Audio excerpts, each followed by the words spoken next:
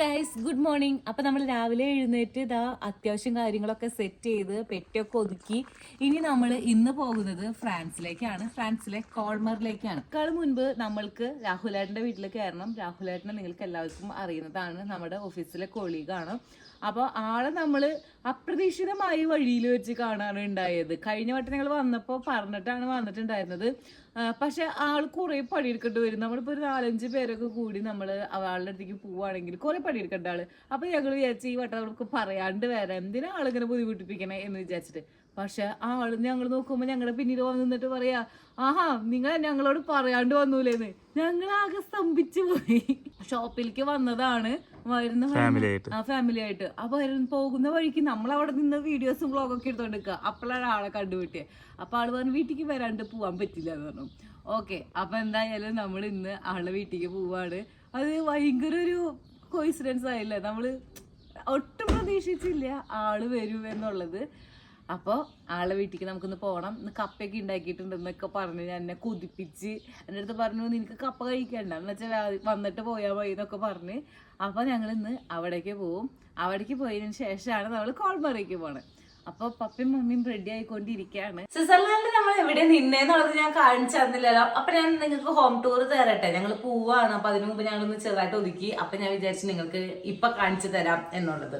ചെറിയ ഹോളാണ്, T V ഉണ്ട്. ടിവിയുടെ വലിപ്പം വളരെ ശോകമുഖമാണ്. എന്നാലും ടി വി ഉണ്ട്, പിന്നെ ഒരു സോഫയുണ്ട്. പിന്നെ ഇതിൽ എടുത്തു പറയേണ്ട കാര്യം എന്ന് വെച്ചിട്ടുണ്ടെങ്കിൽ ഈ ഒരു വാള്, അതായത് ഈ ഒരു മരത്തടി 400 കൊല്ലം പഴക്കമുള്ളതാണ്. അവരിത് റിനോവേറ്റ് ചെയ്തതാണ് ഈ വീട്.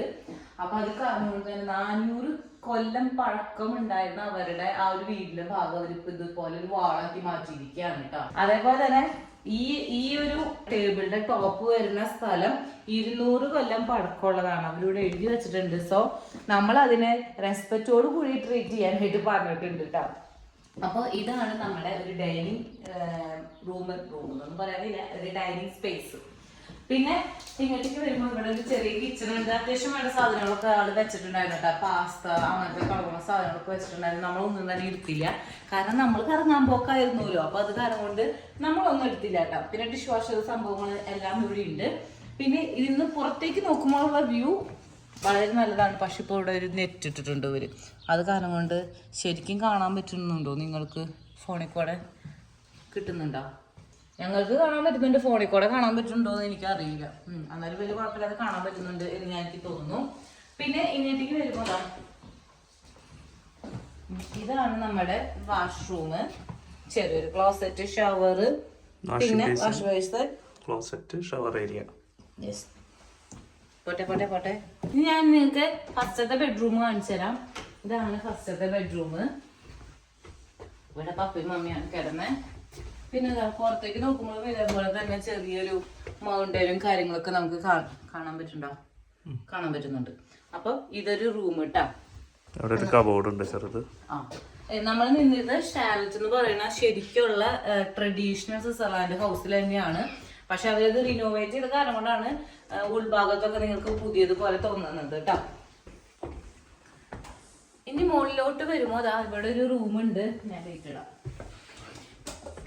ഇവിടെ ഒരു റൂമുണ്ട്. ഈ റൂമിൽ നമ്മളിങ്ങനെ കുനിഞ്ഞ് നടക്കണം. അപ്പോൾ ഇവിടെ വീണ്ടും ഒരു ബെഡ്. ഇവിടെ ഞങ്ങളൊക്കെ കിടന്നേ.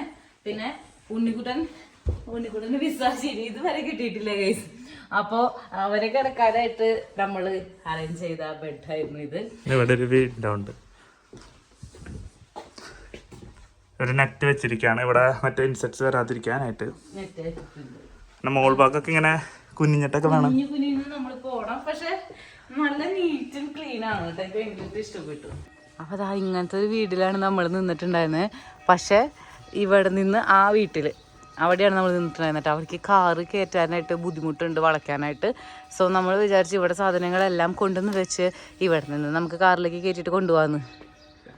അങ്ങനെ നമ്മൾ ഈ മലനിരകളോടൊക്കെ യാത്ര പറഞ്ഞ് വീണ്ടും പേണിലോട്ട് പോവുകയാണ്. അവിടെയാണ് രാഹുലേട്ടൻ്റെ വീട് കേട്ടോ. പപ്പയ്ക്കും മമ്മിക്കും ഈ ഒരു സ്ഥലം ഭയങ്കരമായിട്ട് ഇഷ്ടപ്പെട്ടിട്ടുണ്ടായിരുന്നു. അവരുടെ ഈ ട്രിപ്പിൽ അവർക്ക് ഏറ്റവും ഓർത്തിരിക്കാൻ ഇഷ്ടമുള്ള ഒരു സ്ഥലം കൂടിയാണ് ഈ തൂണും പരിസരങ്ങളും. അങ്ങനെ നമ്മൾ രാഹുലേട്ടൻ്റെ വീട്ടിലേക്ക് എത്തി.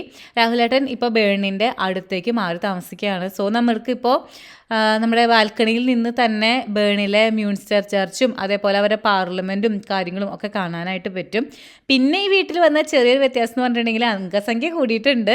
ഇതാ ഒരു കുഞ്ഞുവാവയും കൂടി ഇവിടെ ഉണ്ടായിട്ടുണ്ട് കേട്ടോ. പിന്നെ മൂത്ത ആളെ നമ്മൾ ഓൾറെഡി കണ്ടിട്ടുണ്ട് പഴയ വീഡിയോയിൽ, പക്ഷെ ആളും വലുതായി.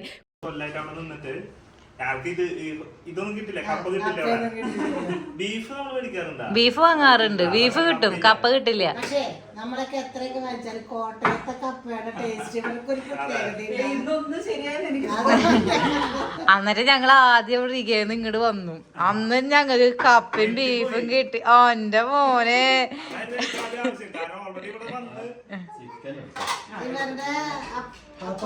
ചേട്ടന്റെ വീട് അവിടെ ഉണ്ട്, കോട്ടയം എന്താ പറയാ, ചങ്ങനാശ്ശേരി.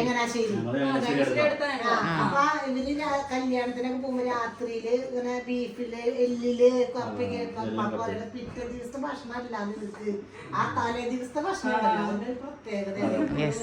അങ്ങനെ ഞങ്ങൾ ഒരു കൊല്ലം കഴിഞ്ഞ് കപ്പ കഴിക്കുന്നത് ഇവരുടെ അടുത്ത് വന്നിട്ടാണ്. ആ ഒരു കപ്പ ബന്ധാണ് ഞങ്ങളുടെ ബന്ധം.